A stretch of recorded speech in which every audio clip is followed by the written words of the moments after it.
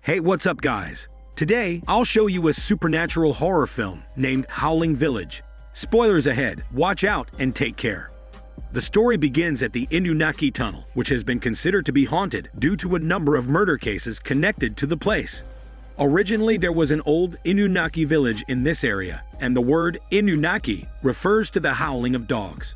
The village residents were poor and relied on hunting wild dogs for survival, causing the village to be cursed. Outsiders gave them the nickname the Dog Butcher. It's said that after a dam was built in that area, the village disappeared mysteriously, and rumors began to circulate that if someone waits on the bridge in front of the tunnel at 2 a.m., he will receive a call from Inunaki Village. Upon hearing this legend, a girl named Yuko immediately dragged her boyfriend, Yuma, to the bridge to wait for the call.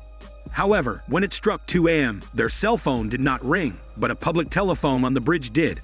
To verify the legend, Yuko answered the phone without hesitation, but the voice on the other end was different from what she expected.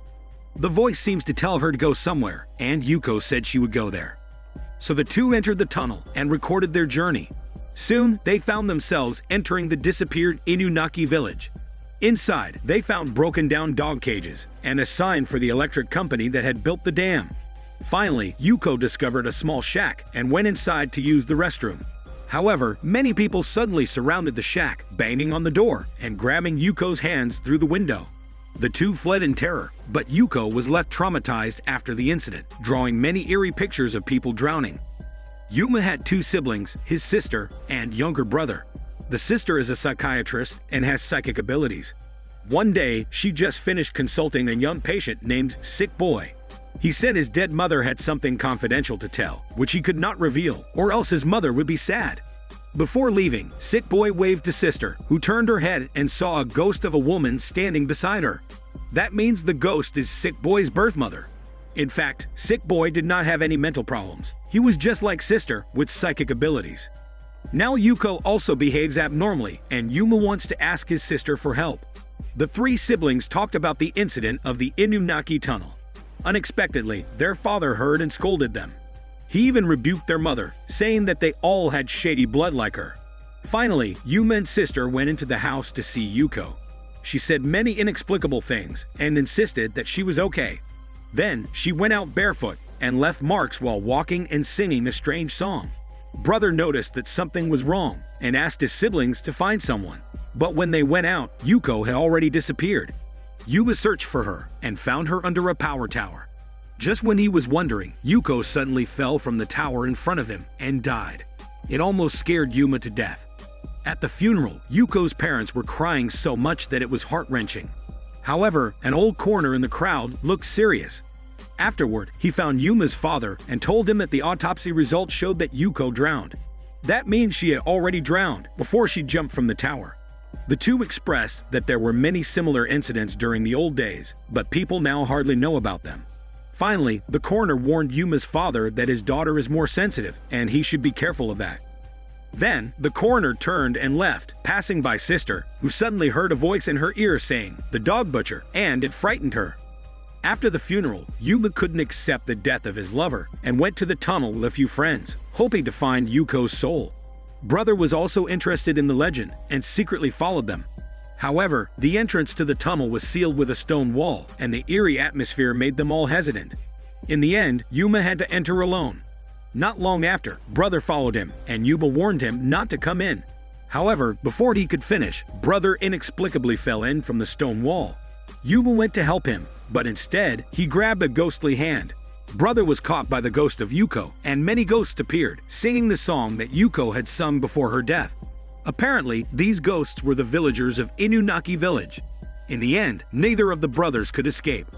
Losing two children at once, Yuma's mother broke down and insisted on entering the tunnel to find her sons. Everyone tried to stop her, but she suddenly began to howl like a wild dog, biting Yuma's father and injuring him. After she regained her composure, she made a bestial gesture of wiping her mouth, which made everyone present shudder. Just then, Sister saw a figure appear on the stone wall, but when she turned to look, the figure had disappeared. As the sky darkened, the people who had come to look for them went back home one by one, except for one of Yuma's friends, whose motorcycle had broken down on the bridge. With no signal on his phone, he had to go to the telephone booth to make a call for help. After a while, Yuma's other two friends came to pick him up, but when they arrived, they found only his motorcycle and no sign of him. Suddenly, the public phone rang, and the two answered to hear the voice of their friend. However, what he said was exactly the same as when he had asked for their help before. Then, the phone began repeating this message over and over again. The two friends realized that something was off, but then the phone stopped ringing and the door to the booth slammed shut. The same song started to play, and water began to pour into the booth. They banged on the door, but it was no use. Mud handprints appeared on the booth, and they realized they were surrounded by ghosts. The water level rose rapidly, and they soon ran out of breath. The ghosts then left, and the two friends were left lifeless in the booth. On the other side, Sister came back to the hospital to work the night shift, but unexpectedly, the previous coroner died from drowning and was sent to the hospital. Sister didn't think much of it and continued to accompany Sick Boy as usual. However, she fell asleep in the late night, and Sick Boy seemed to have heard something and ran out. She noticed and followed him, only to find Sick Boy standing at the door of the coroner's room, saying that the old man inside was calling him. As mentioned earlier, Sick Boy has psychic abilities, so he probably saw something. Sister carefully listened to his words and heard the song from Inunaki Village coming from the room.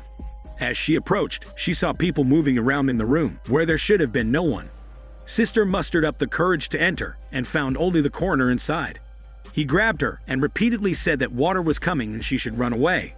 His voice became weaker as if he had drowned. Sister looked up and saw the room was packed with ghosts, so she grabbed Sick Boy and ran away. But they were eventually trapped in a corner by the ghosts. However, at the critical moment, Sister woke up suddenly. It turned out to be a dream. Just as Sister caught her breath, the quilt in front of her slowly rose, and an old ghost crawled out, telling her that it's all because she has the blood of the dog butcher in her body. As soon as the words fell, Sister and Sick Boy woke up at the same time. It was a dream within a dream. However, a colleague came over and told Sister that the coroner had passed away. It seemed that everything that happened just now was not entirely a dream. The next day, the police found that Yuma's three friends had all died in a telephone booth, and their bodies had traces of being soaked in water. Now the brothers are missing, their mother has gone crazy, and even the people around them have been affected. Sister was very worried, and she thought of the ghost's words in her dream yesterday. She couldn't help but suspect her own identity, because her father always said that her mother's bloodline was not good. To figure out the truth, Sister immediately rushed to her grandparents' house near the dam. She was close to her grandmother in her childhood, who had passed down the psychic ability to her. In the past, the two once saw a ghost with a hat near their home, and from his clothing, he was the same ghost flashed by the stone wall of the tunnel after Yuma's disappearance. It seems that this hatted man is not only related to Inunaki Village, but also has been following Sister all along. Now that her grandmother has passed away, Sister can only learn about her family history from her grandfather. It turns out that her grandmother was actually an abandoned baby who was left at her grandfather's doorstep by someone from the Inunaki Village. The baby grew up later and married her grandfather. This means that her grandmother is likely to be a descendant of the Inunaki Village who was cursed. Sister sat near the dam, lost in thought, and unexpectedly met the mysterious hatted man again. Surprisingly, he had a physical presence, and he muttered to himself that people always covered up the ugliness. Sister was confused and asked for the truth. The hatted man showed her an old video recording of the construction of the dam, which was the only record that existed about Inunaki Village. It turns out the hatted man was an employee of the power company that came to build the dam at the time. He fell in love with a beautiful girl named Maya from the village, and later the girl was revealed to be pregnant with the man's child. However, the power company had no intention of compensating the villagers for relocation, and instead resorted to violent suppression. They locked up all the villagers, and even spread rumors that people from Inunaki Village gave birth to half-human, half-dog offspring. That night, when the dam was completed, the village was flooded, and all the villagers drowned.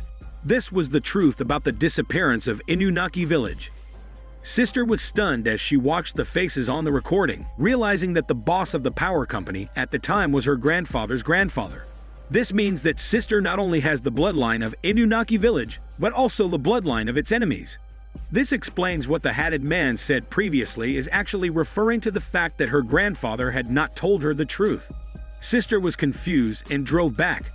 As she passed by the cursed telephone booth, the ghost of her 3 dead friends started to chase her.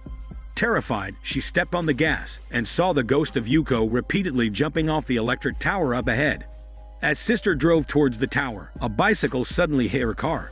She hit the brakes hard and stopped. When she started again, she found 4 ghosts sitting in her car, staring at her.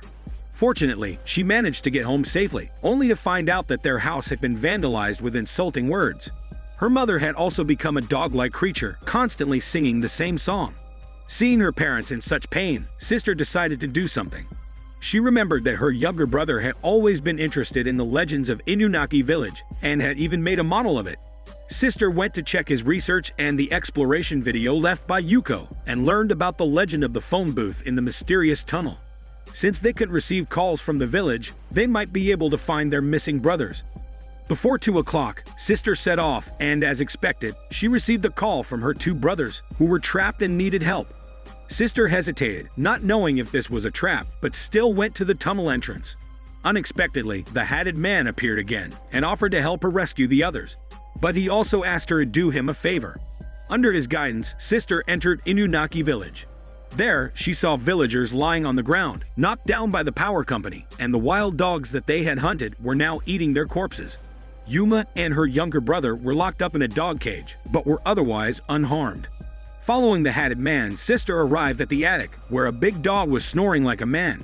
Next to it, the pregnant Maya had just given birth to a baby girl, the last surviving descendant of Inunaki Village. This was the child that the hatted man wanted to entrust to Sister. Sister took the baby and fled away with her brothers. But when they got to the tunnel, Maya became frightened and refused to leave her child. The blood curse awakened her dog-like nature, and she began to chase and attack them. Just then, Yuma saw Yuko's ghost among the villagers.